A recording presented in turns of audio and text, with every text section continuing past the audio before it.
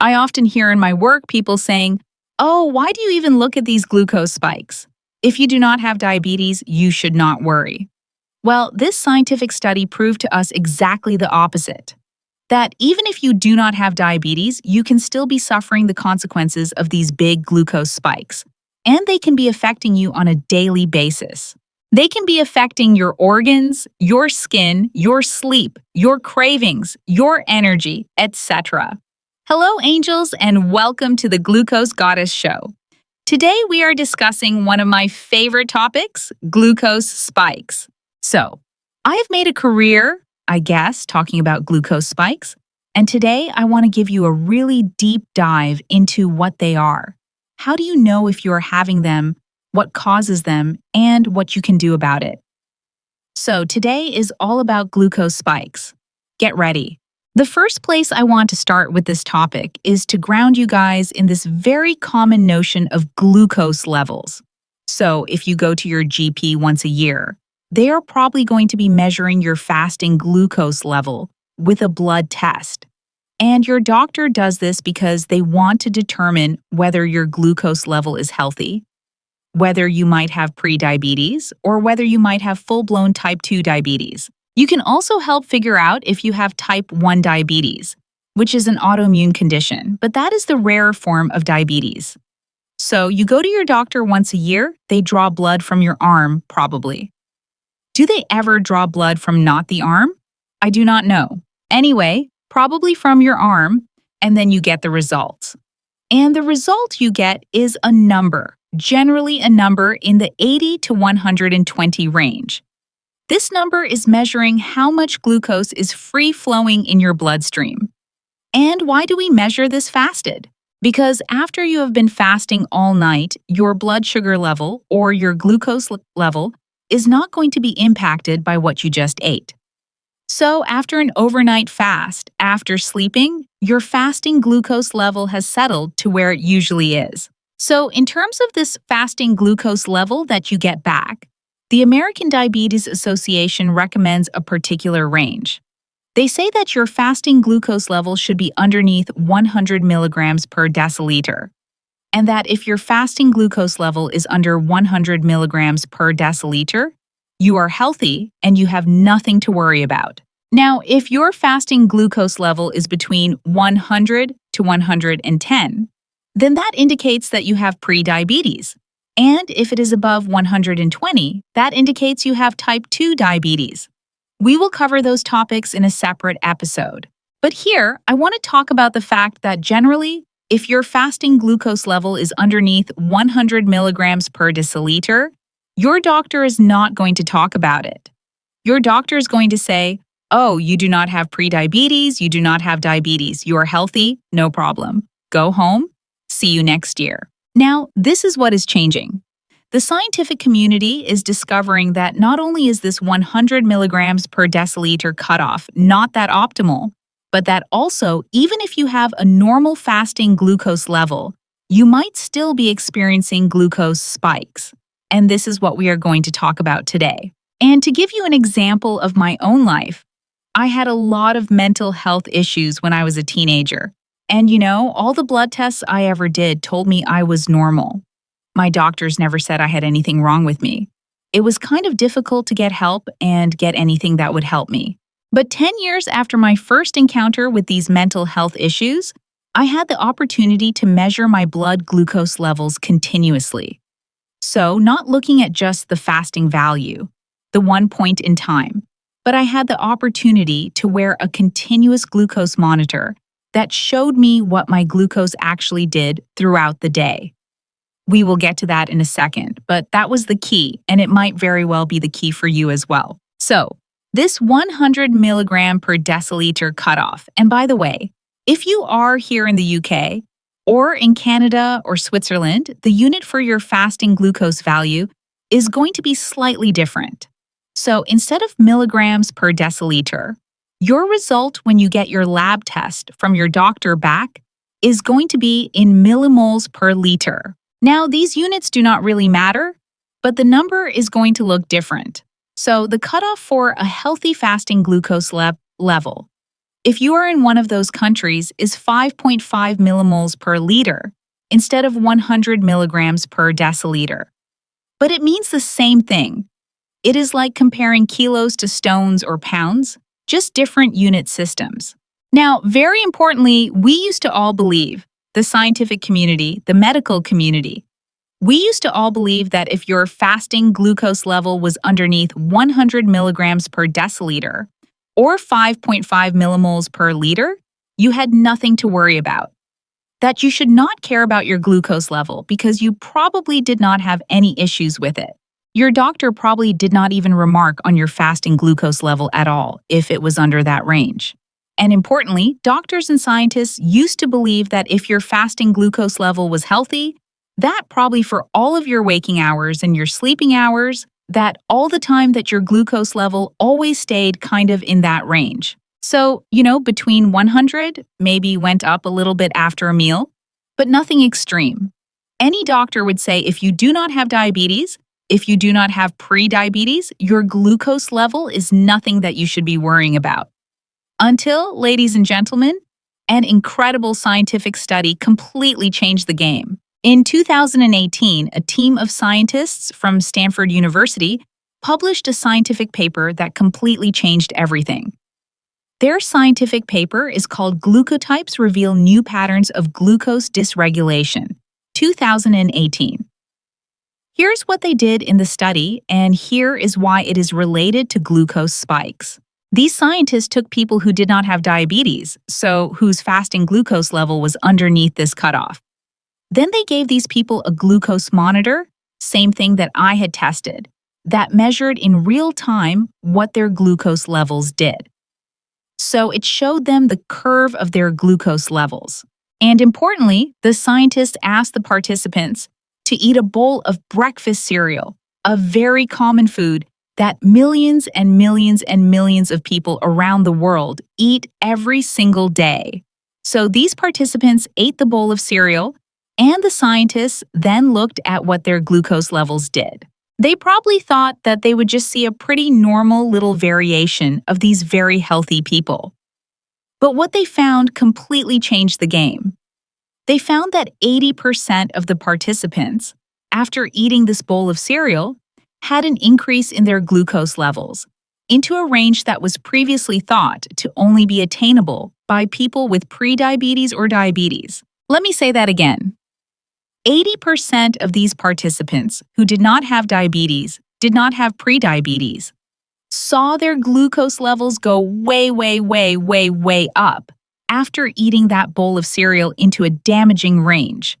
That if you had shown this to a doctor just like that out of the blue, they would have said, oh, this person probably has pre-diabetes or diabetes because their glucose level went up so high after eating this breakfast cereal. So what the scientists saw in the participants is called a glucose spike, meaning an increase in the concentration of glucose in your blood after eating. So why does this happen? Well, because when we eat carbohydrates, so either starchy foods like bread, pasta, rice, potatoes, oats, or sweet foods, so anything that tastes sweet from a fruit juice to an apple pie, or breakfast cereal, by the way, which is starchy and sugary. Those carbohydrates break down into glucose molecules in your digestive system and then make their way to your bloodstream. And there, very simply, there is just more glucose in your blood than there was before.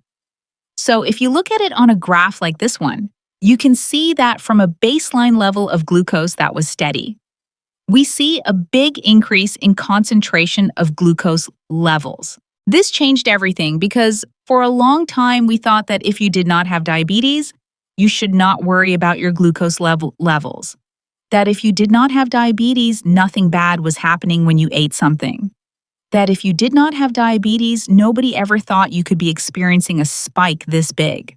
It truly revolutionized the way that we are looking at glucose levels as relevant for everybody. So why is this spike bad and why is it so shocking? Well, a spike this high, so a spike of more than 30 milligrams per deciliter after eating, increases inflammation in the body. It increases your risk of heart disease. It increases glycation, which is aging. and it increases your risk of developing type 2 diabetes. These spikes accumulate over time and create prediabetes or type 2 diabetes. And there are other symptoms as well that they create, like cravings, fatigue, being hungry all the time. They can create hormonal issues in your body. They can impact your sleep and so much more. I often hear in my work people saying, "Oh, why do you even look at these glucose spikes? If you do not have diabetes, you should not worry." Well, this scientific study proved us exactly the opposite.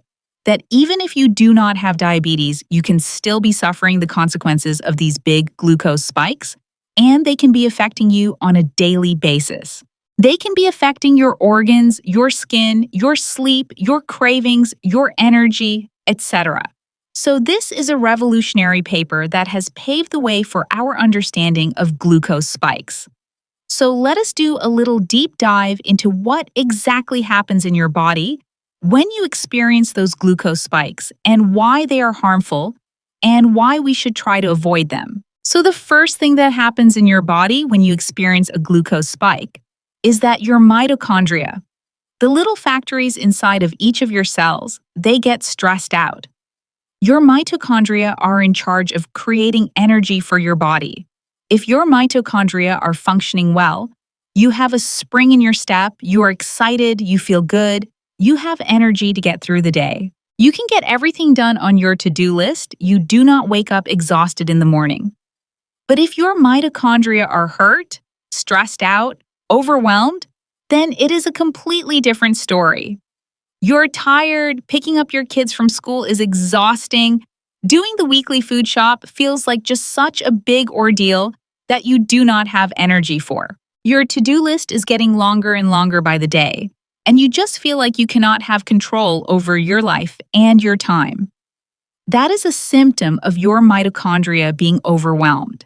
So even though your mitochondria love transforming glucose into energy, and that is their job, if you give them a big glucose spike, if they see this mountain of glucose arriving too quickly, they get stressed out, they shut down, and they cannot make energy as efficiently anymore. Cue chronic fatigue.